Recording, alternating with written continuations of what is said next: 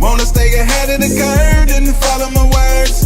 All we doing, teach, train, innovate, solve, yeah. Teach, train, innovate, solve. If you wanna be ahead of the curve, then follow my words. Good evening, good evening, good evening, everyone, and welcome back to TTIS, where we build confident, empowered educators through empathy and strategy, giving you practical tools that you can use today. I am Tamara Gipson, CEO of TT Innovative Solutions. I'm a former Title I classroom teacher, a trainer, and a coach. Over these 20 years, I've experienced quite a bit in order to be able to support new educators and classroom teachers to make informed instructional decisions. And tonight, I want to bring you into the first part of our three-part series that we're going to be talking about. And that's going to cover your first 30 days as a new special education teacher. And I want those that are tuning in that need support with understanding around special education to know this is just not for them. This can definitely be a great support for you. So our first session of this portion is a compliance audit that saves your year. Well, you may get a very large caseload, or maybe you get a small one. I'm not certain. But that caseload is going to require some things of you.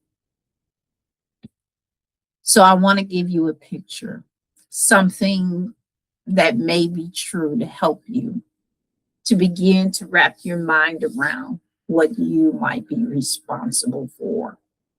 So you've got this caseload list, 12 names, 12 IEPs that you didn't write, and somewhere in your inbox, an ARD meeting that is already on the calendar for next week. And here's what nobody really tells you in your certification program. Your first week on a new caseload has nothing, honestly, to do with just teaching. It has to do with finding out what's actually true about the students that you have inherited. Not what the folder is supposed to say, not what the last special education teacher told you in their 5-minute handoff, but what actually is documented, what's current, and what's actually happening in the classroom right now. You skip this step, and you inherit somebody else's compliance gap without even knowing it. And we want to make sure that's not true. Because in special education, a compliance gap isn't a paperwork inconvenience. It's a student not receiving what they're legally entitled to. And it's your name attached to that folder. So my goal tonight is that you'll leave with a specific sequenced audit that you can run on any caseload in your first week. And you'll understand exactly why each piece matters and not just what to check off.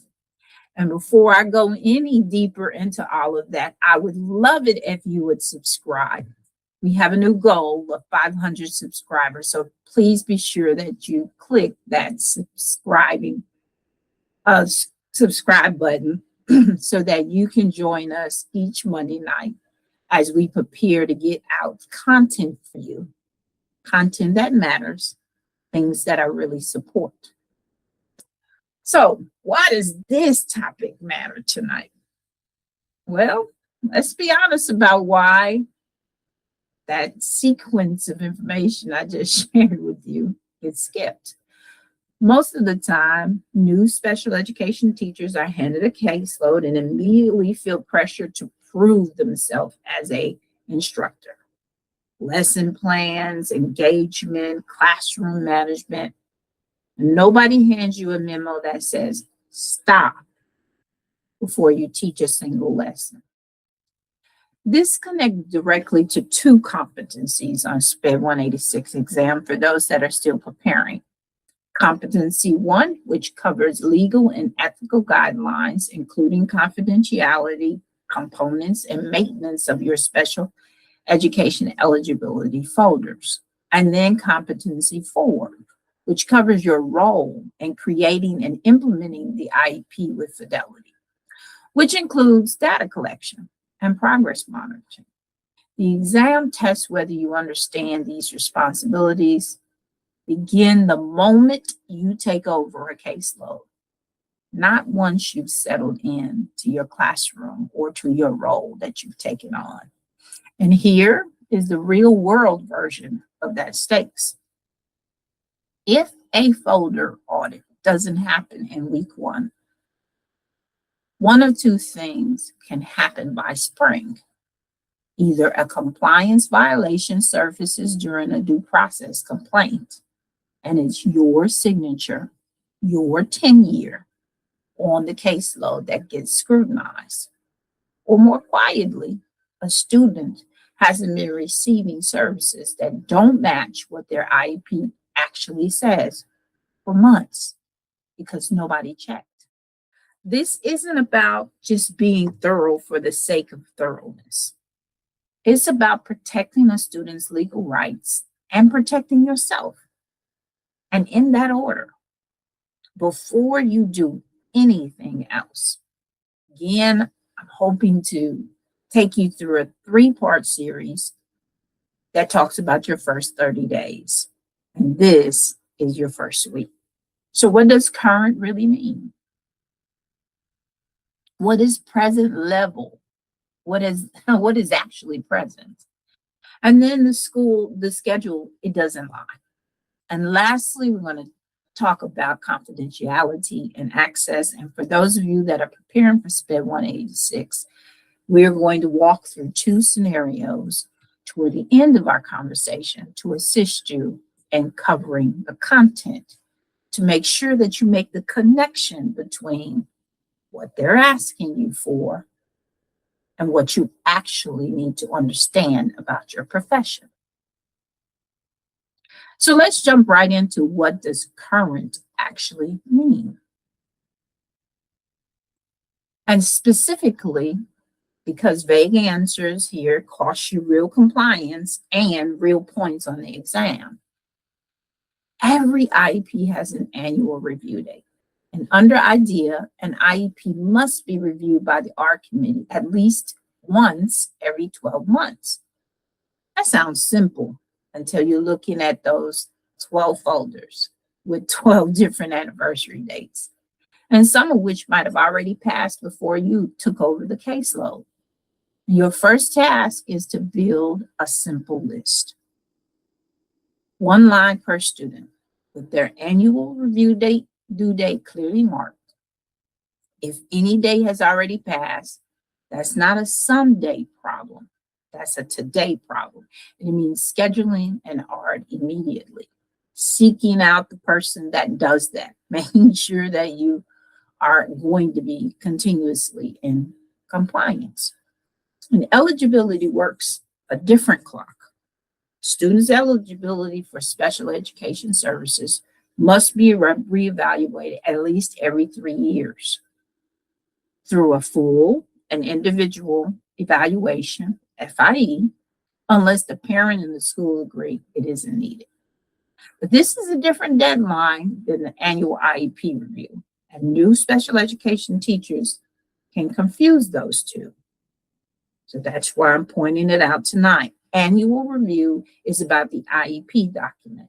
The 3-year window is about whether the student still qualifies for services at all, and whether the disability category and present levels still accurately reflect who the student is right now. Track both dates separately because they don't line up. Now I want to use a scenario just to clarify why this matters. A new special education teacher takes over a class caseload of, let's say 9 this time, students in September. And in her first week, she builds exactly this list. Annual review dates in 1 column, 3-year eligibility dates in another. And she finds that one student's annual review lapsed 6 weeks earlier before she even started because the previous teacher left mid-year and nobody caught it.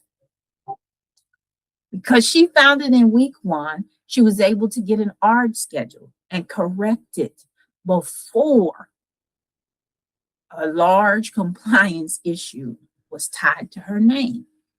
But if she hadn't built that list until week 6, that gap would have existed even longer, with her name fully responsible for it. And I want you to think about your own caseload or about the one that you're getting ready to inherit. If you've opened every folder today, how confident are you that you could name both the annual review date and the eligibility date for every student right now without opening a single folder? If the honest answer is no, that's exactly why this list comes first before anything else. So there's 2 different clocks that I want to mention. They're tracked separately. Check in week 1. Annual review and eligibility windows, because they're not the same deadline. And confusing them is one of the most common compliance errors that a new special education teacher can make. And so this is my first point to you, to make sure that you are prepared and you are ready and you know exactly where to head next. So what current really means, we've covered. Let's move on to what present levels that are actually present. What do I mean by that? Well, once your dates are mapped, you look at the substance of each IEP. And we always are going to start with the present levels of academic achievement and functional performance. Class. These present levels are supposed to reflect where a student is right now today. They're supposed to directly derive the goals written underneath them. But present levels, if we're being honest, have a way of getting copied forward year after year with a few small edits instead of a real rewrite. The student's reading fluency number from 2 years ago might still be sitting there because updating it felt like extra work. Maybe you were rushed. The other instructor or special education teacher was rushed doing an ARD and nobody caught it. Well, I want you to catch it. Outdated present levels are a serious problem for one specific reason. If present levels don't reflect reality, the goals built on top of them don't either. And you're now implementing a plan design for a student who is in some ways no longer exists. The student in front of you has grown or regressed or changed in ways that the document hasn't caught up to. And in your first week, read every present level section with a specific question in mind. Does this describe the student I'm about to meet, or does this describe a student from 2 IEP cycles ago? You aren't always able to answer that with clarity in week 1. Since you're still getting to know your students, but you can flag anything that feels suspiciously vague, generic, or unchanged after multiple years of documentation, especially if you have access to prior IEPs. Vague language, like continuing to work on skills without a specific baseline number, is a signal worth investigating. And I want you to think about this for a second. If a present level says that a student identifies main events in a text with 50% accuracy, and that number hasn't moved across 3 consecutive annual reviews, well, what would you want to know before accepting that as accurate? I want you to know whether that's really true, or whether it's been carried forward without anyone actually remeasuring. An unverified present level isn't information. It's an assumption that someone wrote down and everyone stopped questioning. Your audit isn't complete until you've asked whether each one still describes a real current student need. So, does the schedule lie?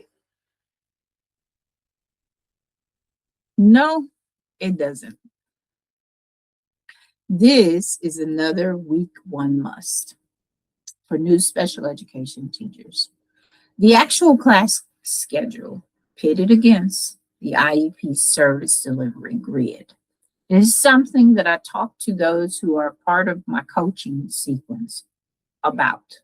These are the steps that you need to take in order to be prepared, organized, and ready for the school year. And if you are in need of support for coaching through your first school year, we're here to help. And you'll find more information this week as we share through our email list. So if you haven't joined our email list, join us at ttinnovates.com. The service delivery grid states in writing exactly how many minutes a student is going to receive services, in what setting, and how often. This connects to the least restricted environment. The requirement that students with disabilities be educated alongside their peers without disability to the maximum extent appropriate. This is something that I reiterate and share visuals with you and explain through this portion because it is going to be on the exam, but it's also about real life, being in real buildings. And when the actual schedule doesn't match the grid, you have an LRE problem, and it's often not malicious. It's usually a staffing convenience that quietly overrode the legal document. And we know that trying to position the special education teachers as service, as inclusion professionals, and trying to schedule other things can sometimes conflict. But if you pull each student's actual daily schedule and lay it side by side with their service grid, ask yourself, does the number of minutes match? Does the setting match? Meaning, is a student who's supposed to receive 30 minutes of resource support in a small group actually receiving it in that setting? Or has it quietly become something else because of a scheduling conflict? The real pattern to watch for is that a student's IEP says inclusion support during science and math. But because of the master schedule conflict, the special education teacher who provides that service is only physically able and available during math, and science support has been happening informally, if at all, for months. And nobody documented a change. Nobody brought it back to the R committee. It just drifted. And that drift is exactly what week one audit is designed to catch. Because once you're the one implementing the IEP, the mismatch becomes your compliance issue, whether or not you're the one who created it or not.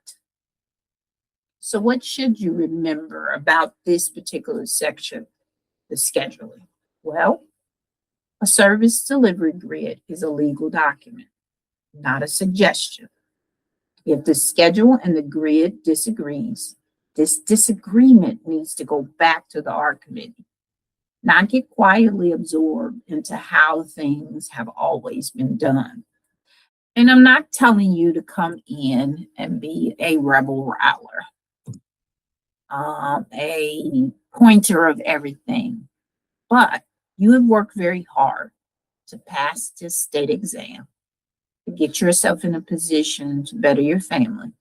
And we don't need your first year to be marred with things that you didn't catch. And that leads us right into the last part that I want to talk to you about, and that is confidentiality and access. This last part of your audit is the one that's the easiest to overlook because it feels rather administrative than instructional. But confidentiality and folder maintenance is a must. And every general education teacher who serves one of your students needs access to the student's accommodations. Not the entire folder, which contains sensitive evaluation document protected under confidential requirements, but a clear, usable summary of what that teacher needs to implement on a daily basis. And in your first week, check two things.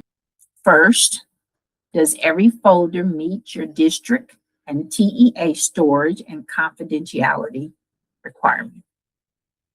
Meaning, is sensitive information secured and accessible only to those with a legitimate educational need to see it?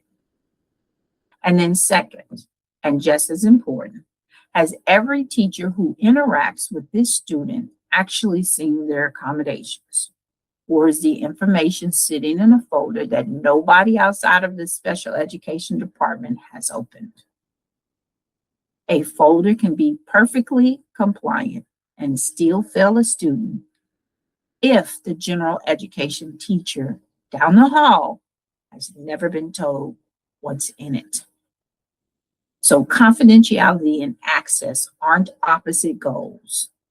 Protecting sensitive information and making sure the right people can act on the parts that they need to are both your responsibility. You're starting week one. Full audit. Essentially, I'm saying to you, one folder at a time. And I want to walk you through what that actually looks like with the pretend student Marcus. It's one of 9 students on a new special education teacher's caseload. In her first week, she opens the folder and works through the sequence in order. First, the dates. What's Marcus' annual review? It isn't due for another 4 months. But this 3-year evaluation is due in the next 8 weeks, meaning she needs to start the process almost immediately, not wait until it feels urgent. And then second, the present levels. Marcus's reading present level is specific and recently updated, but his writing present level uses the exact same generic language she's seen in 2 other students' folder. A signal worth a closer look. And then third, schedule. His grid says inclusion support in math and science, but his actual schedule only shows a special education teacher present during math.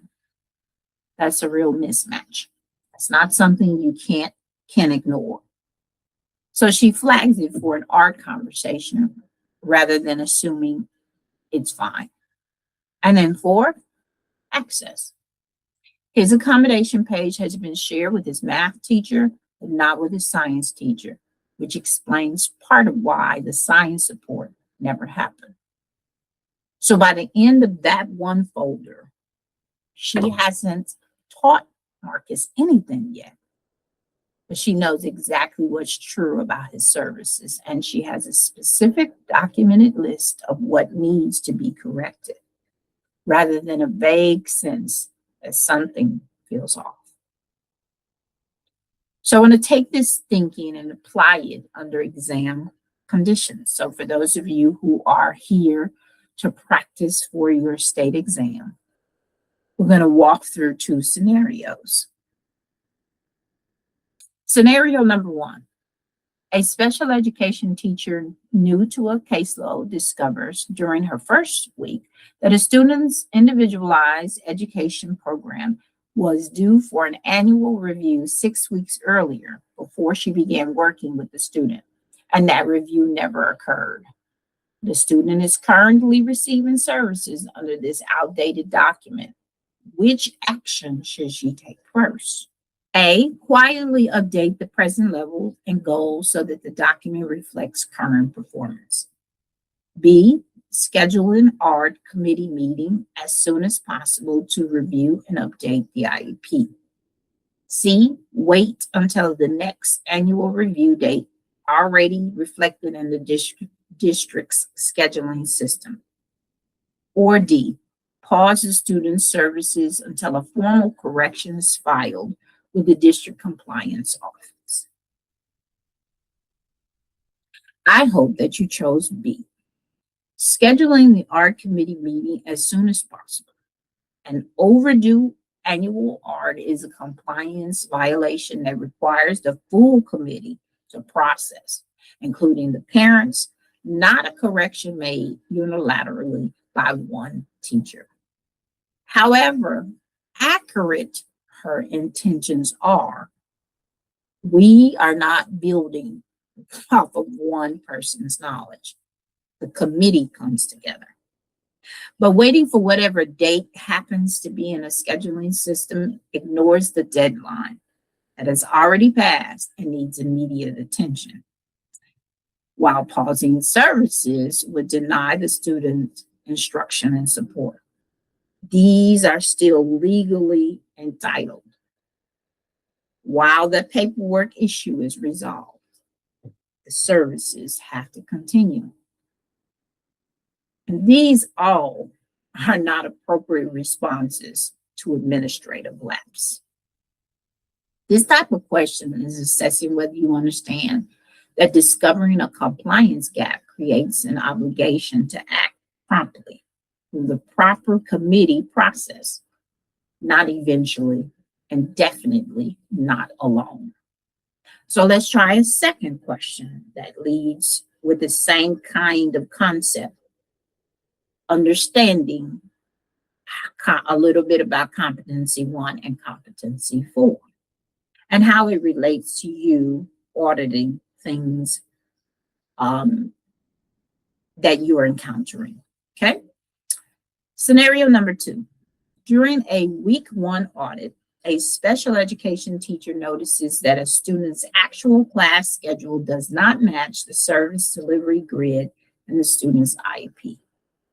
The mismatch appears to have developed gradually due to staffing changes, without anyone bringing it back to the art committee. What should the teacher do?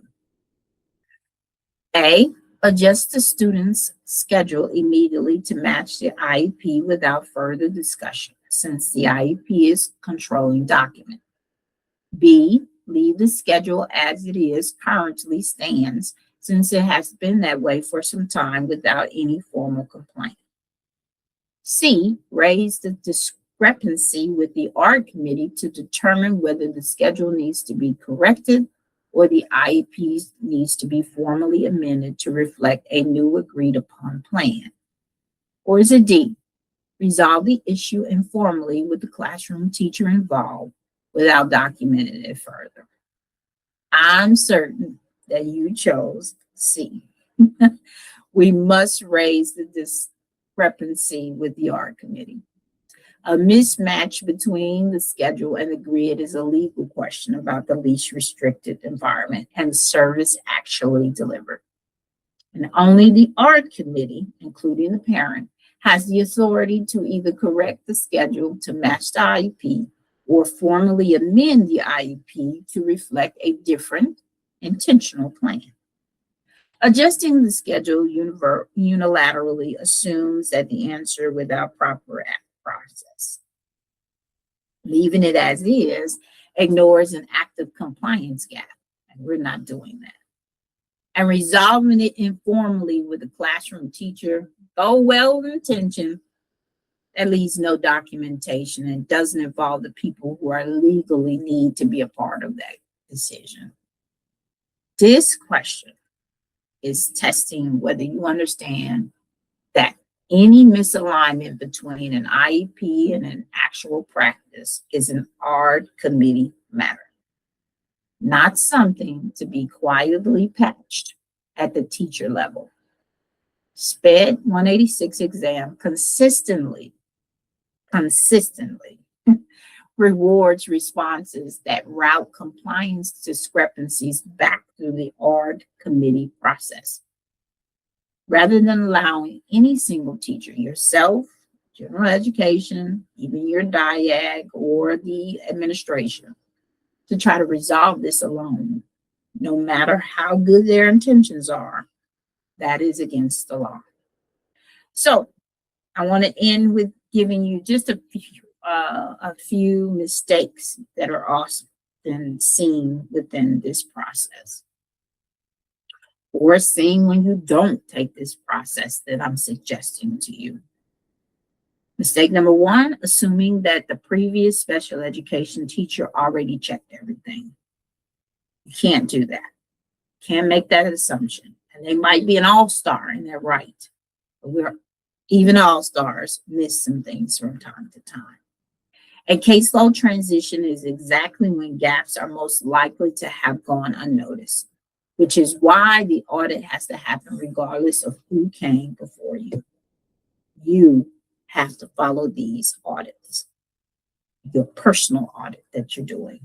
Mistake number two is treating this audit as a box checking exercise rather than an action trigger. Finding a problem and writing it down isn't the same as putting in measures to fix it. Every gap you find in week one needs a next step attached to it, usually an art, not just a note for later. And yes, I know the people that are in charge of taking care of the arts, they have lined up probably since last year what dates they need to be attentive to. And there's probably few dates within to make changes. But that's not your problem to figure out. Yours is to bring up the compliance error that you see and you notice. So just to recap and make sure that we have good takeaway for tonight. Dates first, both annual and eligibility. Present level second, check for whether they still describe the student that you are servicing, and schedule third, checked against the actual service grid. Confidentiality and access is fourth, making sure that the right information has reached the right people. You didn't get a manual for this, but now you have a sequence, and that sequence is what separates a special education teacher who inherits problems quietly to a teacher who catches them in week number one before they become your crisis. I'm always grateful for you being present here, knowing, believing that we're providing you with great service. This is my passion, and this is my hope and my help to my fellow educators, that you will take these steps, these actions into play in order to help you to have a great and wonderful first week, first year. Yes, I'm going to cover the first 30 days within the next couple of Monday sequences, but I want you to make sure that you yourself understand the information. You update the documents that you can, that are legally able to, and then you make suggestions about how to make things accurate. The reason is that an IEP belongs to the Audit committee as a body. It includes the parents, the guardians, and all of those personnels that I often show within a graphic that you can find through TEA. But it's not any single one person. And any changes to the present level or goals requires a full committee process to be legally valid, regardless of how correct the individual changes might be. Again, this is part one of a three-part series for the first 30 days as a new special education teacher. Part two, I'm going to cover building the systems to carry you through the rest of the year. Part 3, looking forward to covering sustaining that work without you burning out. If you have not joined our mailing list, this is a great time because I'm going to be sharing a one-page version of this checklist that I talked about. And then the same one that I use to walk new special education teachers through inside of my cohort. Now, the cohort that I'm speaking of first is regarding you passing your state exam. We begin tomorrow. 5 classes, Tuesday nights, and Saturday mornings, getting you the information, filling in gaps that you need in order to pass your state exam. But the other information I'm going to share has to do with coaching. So our coaching group is starting for this school year, and I'd love to have you in there. It is a once-a-week group meeting where I share with you what to do next. You ask questions, you get answers.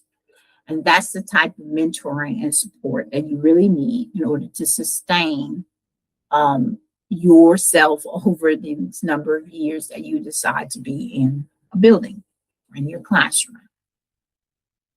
I'd love to see you join us. You already have what it takes to do this job well. I've provided lots of resources for us, but I just want to make sure that you don't inherit others' mistakes and work against you for this school year and just for the life of your teaching career. And so on your screen, you have ways in which you can join us. Of course, I'm always leading you to our website that gives you lots of information. The second one is the blueprint that I talked extensively about, sharing with me your results and then giving you step-by-step of what you can do on your own. But in our cohort, it's not on your own. It's me walking you through the competencies and the domains to help you to understand the information, providing you with resources to get you there. We always offer a free class during this cohort series. It'll be the 5th and final one of the series. And I don't have that date off the top of my head. So again, you'll receive that either from our website or through an email that you will receive as we send out more information. If you haven't joined our school community, that's really support for those that are in the classroom, which I'm providing with you tonight. And I would love, again, for you to join that. This is my birthday month, and exactly today is my birthday. So we are running a flash sale for the month of August. And so our flash sale for this month goes in line with my age. You're going to receive 50% off, and would love for you to participate in this month's cohorts. There will be 2 that run to be able to help you to get where you're intending to go, to achieve your certification. I have had the extreme pleasure of seeing time after time on this YouTube channel, people sharing with me that my information helped them to pass.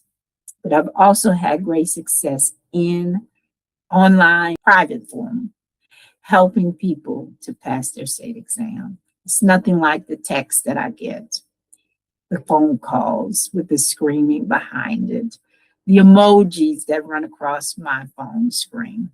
They make me know that I am performing and participating in my purpose. All right, everyone. As always, I'm grateful that you landed here. I'll see you again next Monday for part 2 of our series, helping you get ready for your first 30 days in the classroom. Good night.